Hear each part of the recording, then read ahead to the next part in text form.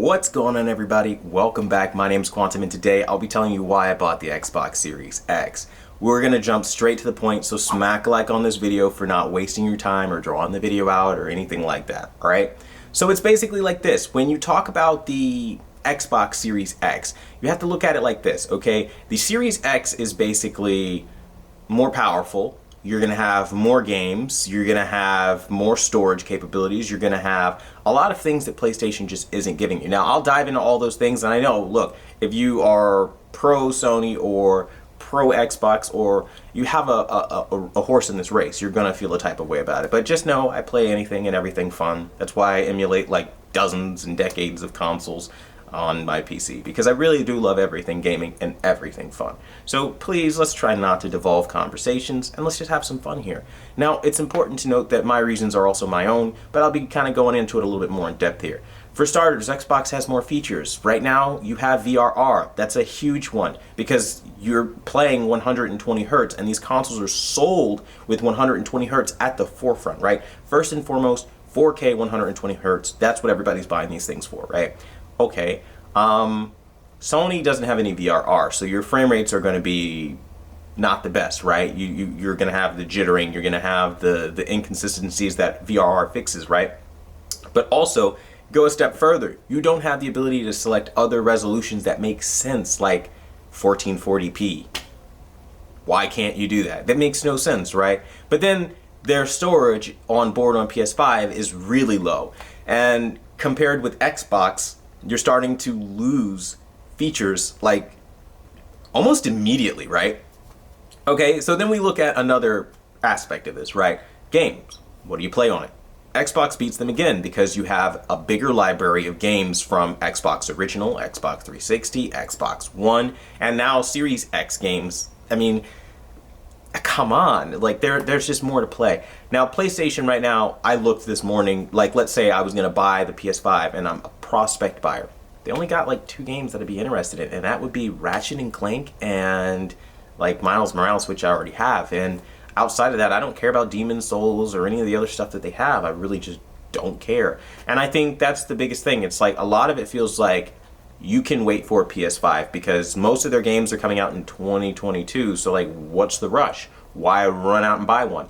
To be fair, Xbox Series X is kind of the same way, but Forza Horizon 5 is coming out this year. And for me, I'm a massive Forza fan. Like, I love that franchise. It is the only thing right now keeping me coming back to Xbox because I really love Forza, and every year I like my VIP stats that I have to transfer over to the next game. I think that for me is like huge. That's paramount, have to have it, right? But like, you know, some people might not care about the loyalty points of playing through the years, but like that for me is huge. So that's like a huge benefit every year. But then also with Xbox, there's something else that I kind of want to mention. It's that the footprint is smaller. Like PS5 is huge. Like I've seen side-by-side side-by-side comparisons showing the two, and Xbox is just smaller. Like it's uglier. Let's put that out there. Let's not play games. It's uglier, but it's smaller, and that makes it more viable for a media console or just stowing away, where PS5 will take up a lot of space on a bookshelf, for example. And I think that's something that, again, unless you're turning it horizontally, like it's not really going to be the best fit.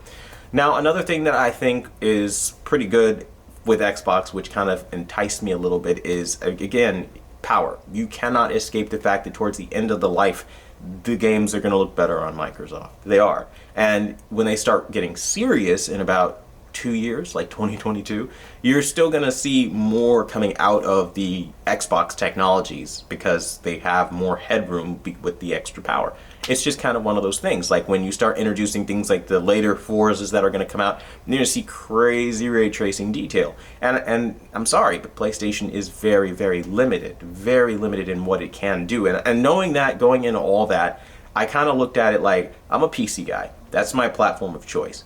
But I do care very much about graphics and power, and if I'm going to get a console that's the closest to PC possible, since everything's price gouged anyway, I'm gonna go with the Microsoft because they're actually giving more. I mean, I can go in and I can change things like my bit depth. I can go 10-bit, I can go 12-bit, I can go chroma sampling 422, I can do 1440 at 120 hertz. I mean, like, I can go in and have Dolby Vision gaming. Like, I can do things that Sony is just not getting behind right now. And the fact that they don't have something as basic as VRR, which like was like a core promise going into this gen, is like major messed up and has me kind of like not with it. Like, I couldn't do it.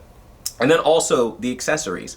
The accessories that I have from Xbox original, or rather Xbox One standard, comes and transfers over into the Series X, and that is huge because now I don't have to pay any real money to use what I want, and I have the ability to do what I did literally just yesterday on the channel, where I basically upgraded all of my controllers. They look so clean, and I'm having a ball with it, right? And they're easier to upgrade.